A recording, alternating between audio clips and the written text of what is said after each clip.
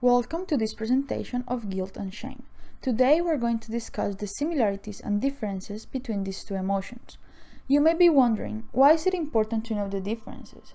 Well, knowing how these emotions differentiate can help us understand how they affect our lives and how can we improve our emotional and psychological well-being. Shame and guilt are both self-conscious emotions. They involve an evaluation of the self. The main difference between these two emotions is that shame focuses on the entire self, while guilt focuses on a specific behavior. Based on this difference, shame and guilt produce different motivated actions. When people feel ashamed, they want to restore the image of the self, but if it's too risky, people withdraw from the situation. They try to deny, hide, or escape the cause of shame. In contrast, guilt motivates people to make amends and to make right what they did wrong. Now that we know the definition and basic concepts of shame and guilt, we understand that even though similar things can elicit them, they have different effects on the way we feel and act. However, is there a difference in how they affect our lives in general? We are going to discuss the two main areas of life where shame and guilt have opposite effects.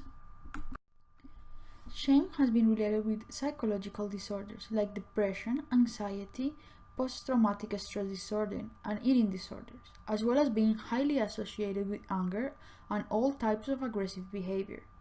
In contrast, guilt has been found to be unrelated to all of these things. Shame has been highly positive correlated with addiction, while guilt has been found to be unrelated to it. The relationship between shame and addiction can be described in two ways.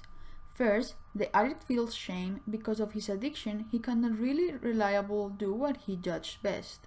And second, the addict feels shame because he is missing in his life due to the addiction.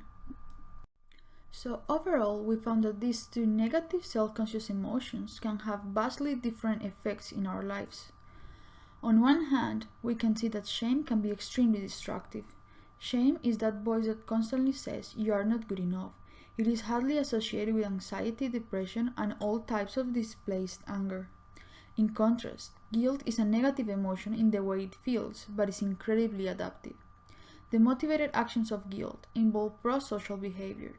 It is clear that even though guilt is an unpleasant feeling, it is necessary for good relationships.